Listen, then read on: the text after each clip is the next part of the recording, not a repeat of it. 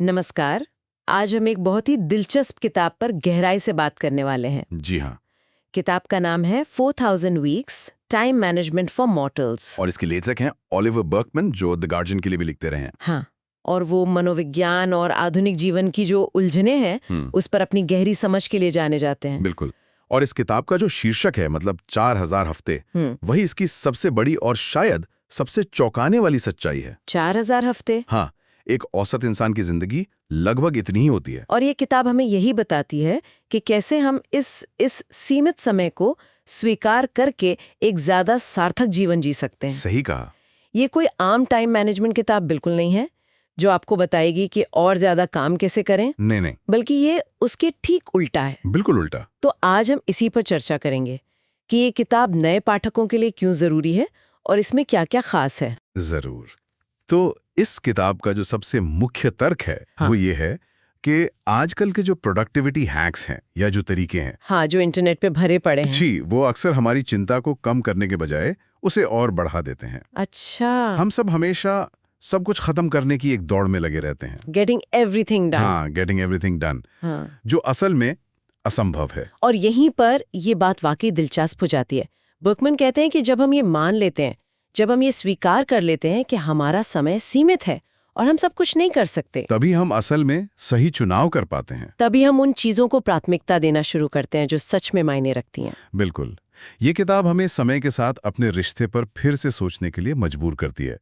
इसका लक्ष्य अपनी सीमाओं से लड़ना नहीं है, बल्कि उन्हें अपनाना है। हाँ, उन्हें अपनाना है। अच्छा, किताब की संरचना की बात करें तो इसमें कुल 14 अध्याय हैं और हर अध्याय एक नए विचार की तरफ ले जाता है। जी। तो एक अंदाजा देने के लिए कि ये सफर कैसा है, हम एक एक करके अध्यायों के नाम बता सकते हैं। हाँ, ये अच्छा रहेगा। तो अध्यायों के नाम इस तरह है, मैं उन्हें इंग्लिश में ही बताता हूँ जैसे किताब में है। जी। Chapter 1, the limit embracing life. सीमाओं को अपनाने वाला जीवन। Chapter 2, the efficiency trap. Efficiency का जाल, इसके बारे में हम बात करेंगे। हाँ। Chapter 3, facing finitude. Chapter 4, becoming a better procrastinator. ये बहुत दिलचस्प है। Chapter 5, the watermelon problem. Chapter 6, the intimate interrupter.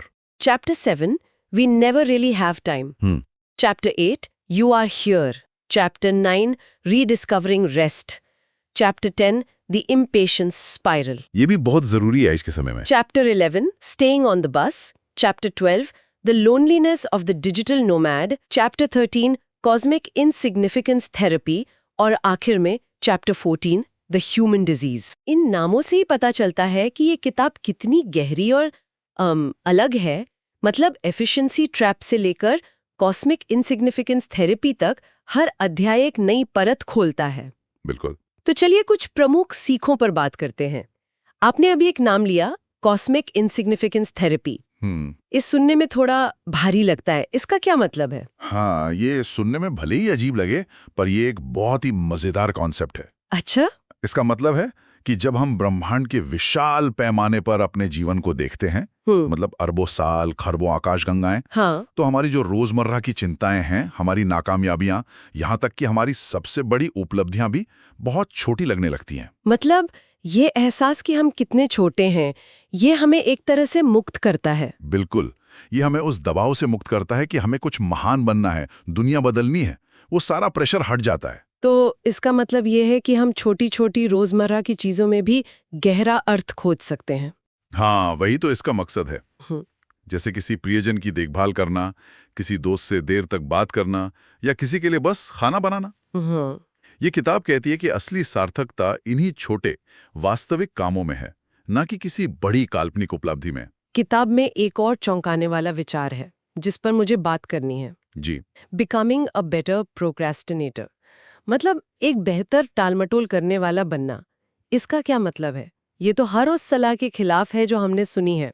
हाँ, और ये आलसी होने के बारे में बिल्कुल नहीं है। तो फिर इसका मतलब ये है कि जब आप ये स्वीकार कर लेते हैं कि आप सब कुछ नहीं कर सकते क्योंकि आपके पास सिर्फ 4000 हफ्ते हैं, तो आप जानबूझकर, सोच समझकर कम महत्वपूर्ण चीजों को टालना चुनते हैं। अच्छा, तो ये एक स्ट्रेटजी है। एक स्ट्रैटेजी है, बिल्कुल, ताकि आप अपनी सारी ऊर्जा और ध्यान उन कुछ चीजों पर लगा सकें जो वास्तव में महत्वपूर्ण है। और एफिशिएंसी ट्रैप के बारे में क्या, जिसके बारे में दूसरा अध्याय है? वो एक दुष्चक्र है। आप जितने ज्यादा कुशल होते जाते हैं, आपके पास उतना ही ज्यादा काम आता जाता है। ये तो मैंने खुद महसूस किया है। अब जितनी तेजी से ईमेल का जवाब देते हैं, उतनी ही तेजी से और ईमेल आने लगते हैं। एकदम सही। ये कभी ना खत्म होने वाला खेल है और ये किताब हमें इस खेल से बाहर निकलने का रास्ता दिखाती है। तो इन सब बातों का क्या मतलब है? आज के समय में ये किताब इतनी जरूरी क्यों है? देखिए, आज की जो भागदौड़ भरी जिंदगी है, जहां हमारे पास कभी न खत्म होने वाली टू डू लिस्ट और ईमेल्स की बाढ़ है, हाँ। ये किताब उस चिंता का, उस एंग्जाइटी का एक बहुत शक्तिशाली तोड़ है। हम्म। ये हमें याद दिलाती है कि हमारा ध्यान ही हमारा जीवन है। हम अपना ध्यान जहां लगाते हैं, हमारा जीवन वही बनता है। किताब में कवयित्री मैरी ऑलिवर का एक बहुत सुंदर कोट है।